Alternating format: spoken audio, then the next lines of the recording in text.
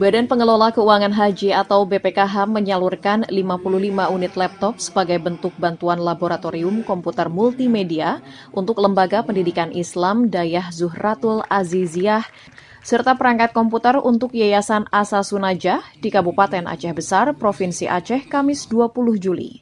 Bersama Lembaga Amil Zakat Infak dan Sedekah Nahdlatul Ulama, penyerahan bantuan tersebut merupakan bagian dari program bantuan kemaslahatan BPKH untuk mendukung peningkatan kualitas pendidikan dayah berbasis teknologi digital. Anggota Badan Pelaksana BPKH Amri Yusuf mengatakan, meski Dayah dikenal sebagai lembaga pendidikan agama Islam, namun dituntut untuk menguasai penggunaan teknologi digital sebagai sarana pembelajaran modern, sehingga santri di Aceh lebih siap menghadapi dunia kerja. Ya, di masa depan itu banyak sekali skill-skill lama yang sudah usang, yang itu tidak lagi bisa digunakan untuk menjemput masa depan. Dan dengan perkembangan teknologi digital, itu ada skill-skill baru yang mereka harus miliki, ya, sehingga mereka tetap relevan, mereka tetap bisa eksis. Nanti ketika saatnya masuk dalam dunia kerja, mereka lebih siap.